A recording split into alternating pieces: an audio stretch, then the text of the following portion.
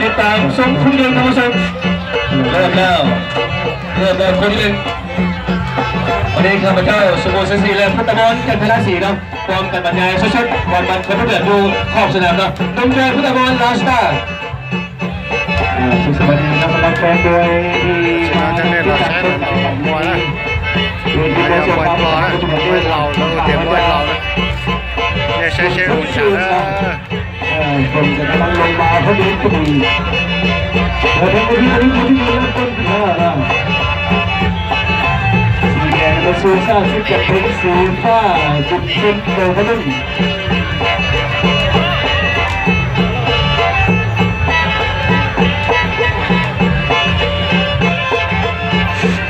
คนที่มาถึงตรงนี้อยากจะจิ้มนะทั้งสองคนจังหวะกันดูเมื่อเราต้องตี5 ยกเมื่อตี5 ยก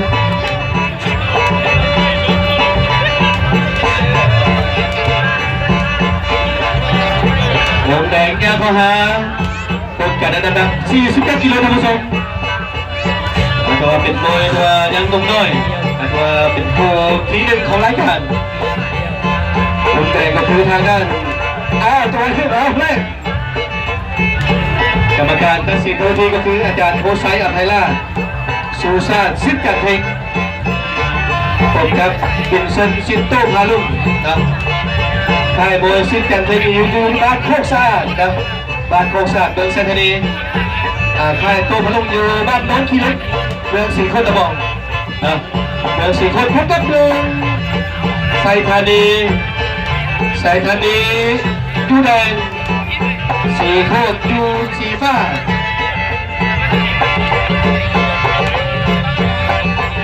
อยากทักทายสบายดีนะเอามันแน่น้องเอ้ยมันแน่เลยเว้ยจุดมาเจาะกันดีไม่ดีพอได้อาจารย์โบไซเล่นกันคอยเติมเล่นเติมผู้สมใจช่วยจะจ่ออยู่รอคอยมานั่งเฝ้าเวทีตั้งแต่4 โมง 5 โมงนะมานั่งจองปนดังนี่สิมาเต้นมาย่อกันดีไม่ได้เด้อเอาเล่งเกมเลย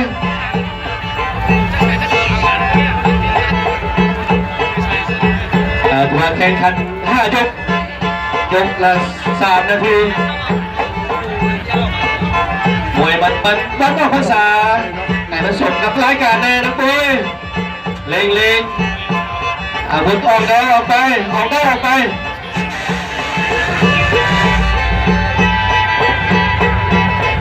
คือถ้าคนที่หนึ่งมาแต่ว่าคนที่หนึ่งมันจะต่างกันนะเป็นแบบนี้นะเอาละครับวันนี้ค่ะ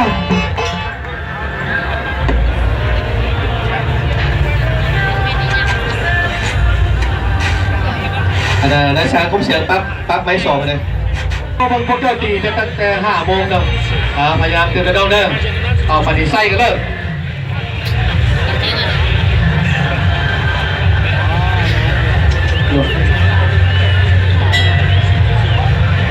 ที่2ของมวยคู่ที่1กับประจวบนี่สีแดงนี่ซูซ่าสีฟ้าบินซุนซูซ่าทำไมได้แข่งหัวกับบินซุนเตะบังแอล1 บาทเตะขาย1 บาทเข้าไปก่อนแล้วมาอาวุธตรงไหนยังไม่ได้ประกาศแยกออกไปกรรมการตัดสินก็คืออาจารย์โพไซอะไรล่ะ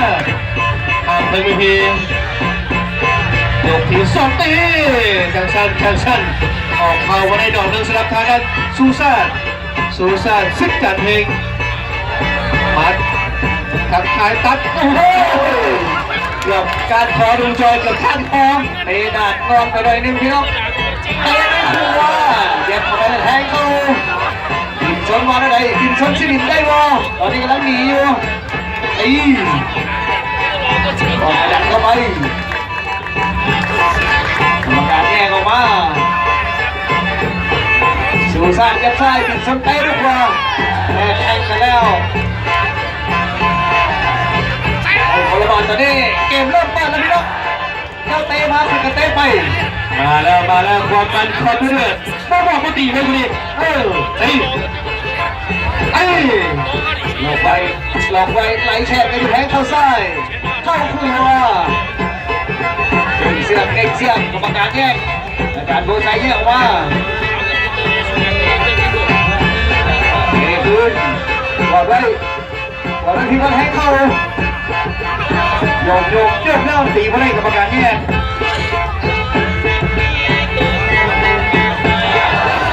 ใส่พวกมัดมาสองทางด้านติ่งชนมีมัดแรกกับเตะเอามัดมาแค่แก้แข่งจังหวะนี้โอ้โหว่าสิแก้หรือสิมัดต้องถามว่าติ่งชนจะย้ำให้ติ่งต้องไปโก้ไปมาเฉยหัวเอาแล้วสุชาติสองมัดได้แล้วนี่ได้สิมัดของสุชาติว่าอะไรยัดเข้าไปกับการแยกออกวันนี้ของทั้งติ่งชนลองตัวก่อนเข่าแท้ต่างฝ่ายต่างตีขึ้นมาตีโดนขึ้นมาไอ้ติ่งชนโดดตีเด้งตีติ่งชนตีแล้วสามดอกสัตว์ตีเอาแล้วในระยะสุดท้ายนี่เราก็เล่งเพลงเข้าแล้วพี่น้องโอ้ตายยกว่าติ่งชนได้เข้าโตเพียงสุชาติ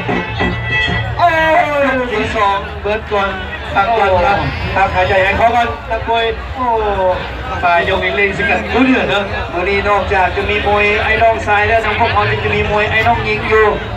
หนึ่งคู่ที่มันจะแข่งขันเป็นคู่ที่3เจ้าไหนมาเบิ่งว่าฝีไม้ลายมือนักมวยไอ้น้องยิงเขาจะเป็นเท่าไหร่เห็นนักมวยเป็นจริงเนาะแล้วมีเทพเนาะเป็นเรื่องขั้นเทพเนาะชนะ12 สีพายเนาะตอนเช้าตัวแข่งขันไปแล้วเนาะเมื่อจะแข่งขัน2 รายการเนาะตอนนี้3 รายการมีประเภทดีไซน์ประเภทยิงแล้วก็มีเนื้อสูตรจะแข่งขันแต่ว่าถามไซพุ่นได้ยินมาพุ่นยับขึ้นไปทั้งเหนือพุ่นไปพอดีพุ่นแหละบอลห้านต่ำมั่วพุ่นเซนไซนะวังสวยนี่ก็เป็นอยู่ทางใกล้ๆเขานี่เป็นเซนไซของทางเงิน12 สีพายแต่ว่าประกวดการแล้วว่าน้ำเนาะน้ำถือว่ามันน้อยผมเพียงพอท่านยับพามไซไปยับไปอีกเนาะก็จะให้ได้มาพายอยู่หน้าพามไซก็ต้องตัดไม่หลายจะเห็นซึ่งในส่วนลูกเขียนนี่แหละยกที่3เริ่มใหญ่ก็คือทางด้านซูซ่าบุกป่าติ่งชนยกที่3แล้วทางแล้วยางของหาง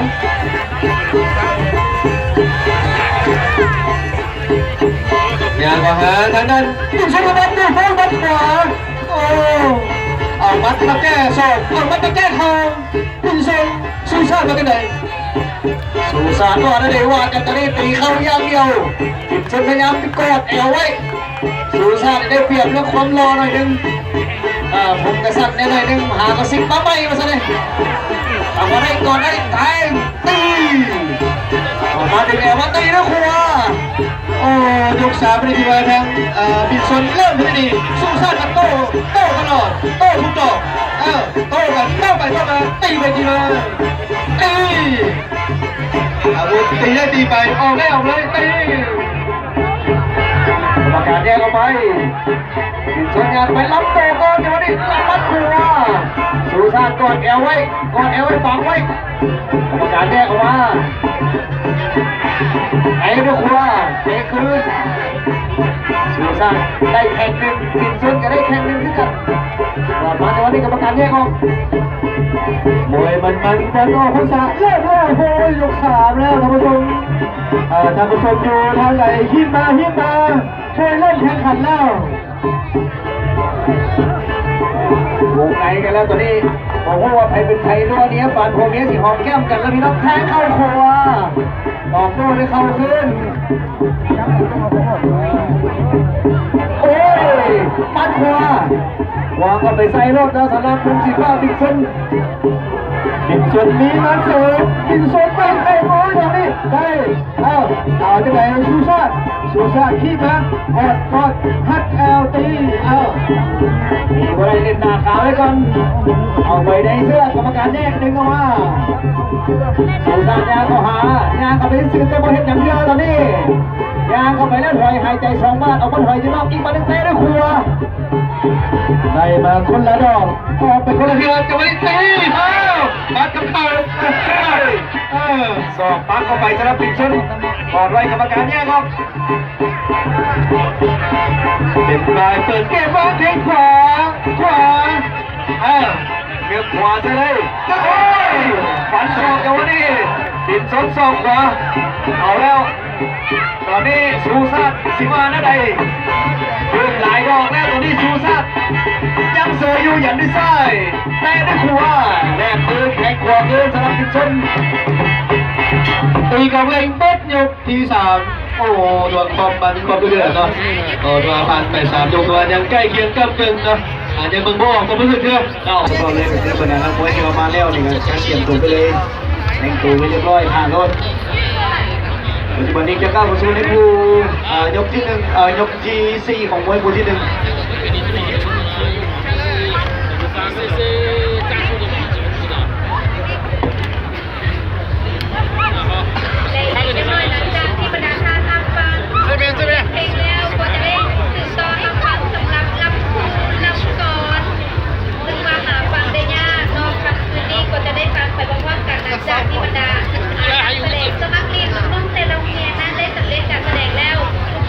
ตัวผ่านไป3ยกตัวยังใกล้เคียงกันตรงจน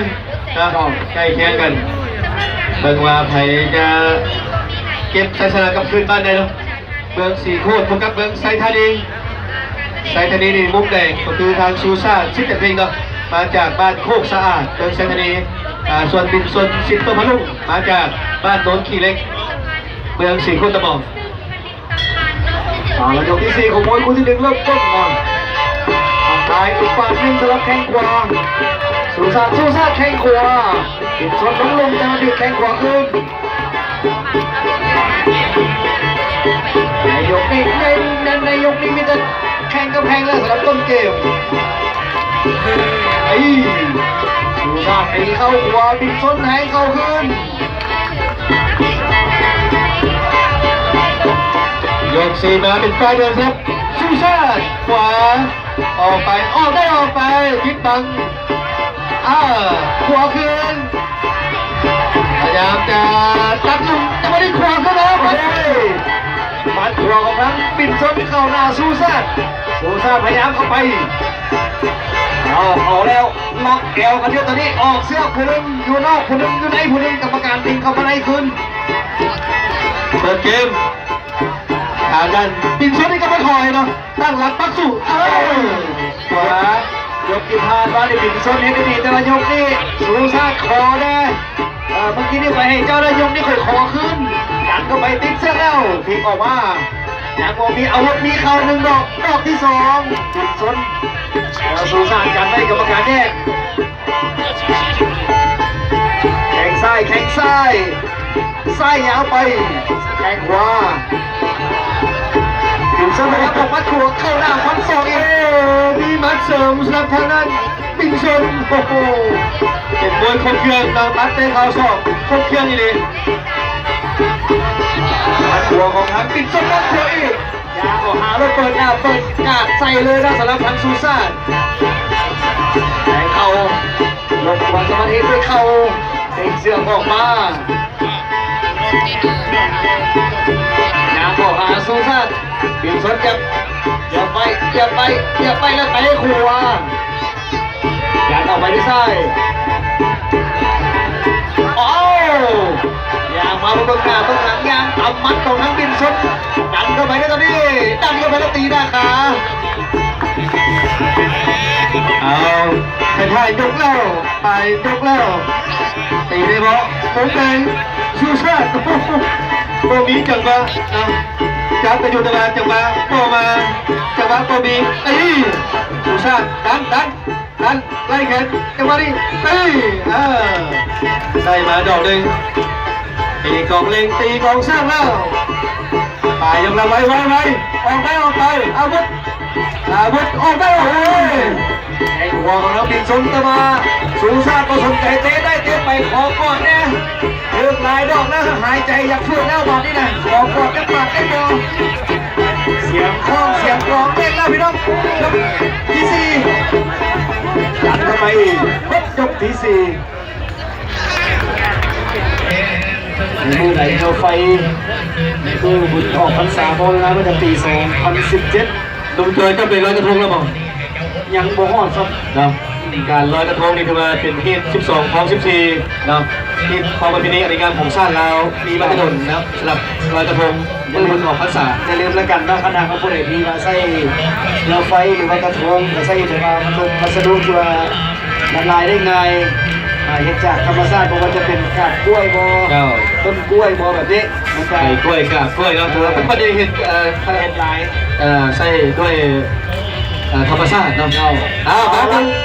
ยกที่5มวยคู่ที่1ก่อนนี้ขึ้นมาบ่หลายเรื่องแรกแข่งกันดึงชนเข้าไปก่อนเดี๋ยวพลิกมายังบ่ล้มดึงชนแข่งขวาสุดท้ายได้ขึ้นโยกก็ใส่หลอกหนึ่งจังหวะหลอกหนึ่งบาทสลับขาออกซ้ายหรือขวาแยกก็หาคอกอดก้นทักท้ายสบายดีจนทักตั้งแต่ต้นยกจนทักท้ายยกบาทนี่นะยังบ่มีอาวุธต้นยกยังบ่มีอาวุธเป็นหัวพิสุชาติ เดินออกไปยกสุดท้ายแล้ว3 นาทีมันเป็นการตั้งเวลาไวออกไปเลยไอ้จะได้ทำการยกมือเป็นฟ้าชนะคะแนนหรือว่าจะมีการยกกันหรือเปล่ายกสุดท้ายติดชนสุชาติติดชนโอ้โหใครเป็นใครออกได้ออกไปอาวุธนะออกได้ต้องเลยตีไปโอ้ขวากินกอดแอลล็อกในตีแล้วก็สัดเจนกับการต้องเกต เดินทางมาฮอดเดินทางของยกที่5กันแล้วนางมาไปหาก่อนตัวโลดสารสุชาติก่อนไว้ตัวดึงชนเอาขาขวางกันไม่อยู่ตีเข่าก็ให้กรรมการต้องได้แยกออก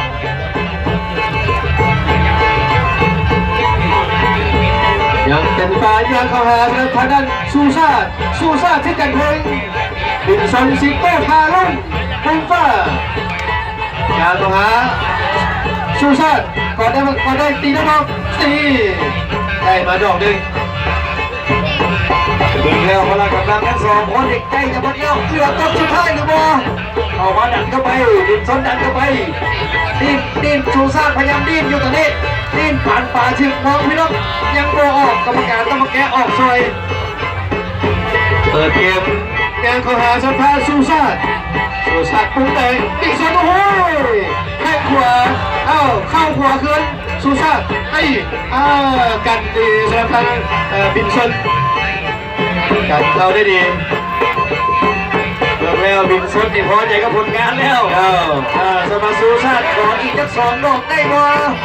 บินชนไหนแล้วสุชาติขอกอดคอแล้วตีเข้า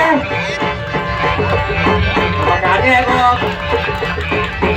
มุงปลาตัวสีหน้าที่มั่นใจไอเรียกสั่งพอแล้วอันที่เราพอนี่มันพอแค่บ่แค่พอดีคืนด้วยขวาซ้าย บินชนถอยตัวสุชาติที่โดนถอยยางใส่แต่ยังเห็นอย่างบ่ได้เฮียตอนนี้ตีเข้าครัวปีกมาตีเข้าครัวดีบรรจบสุดท้ายแล้วเนาะรอถ้าผลการตัดสินยังเป็นทางการจากกรรมการ3 ท่านด้านลุงมาจะออกที่พบใดเนาะต่างฝ่ายต่างมั่นใจนะต่างฝ่ายต่างพอใจผลงานของตัวเองเนาะชนะไปเราชนะปุ๊บค่ะแต่คือทางคุณชนซิโต้พาลุ่งเนาะชนะไป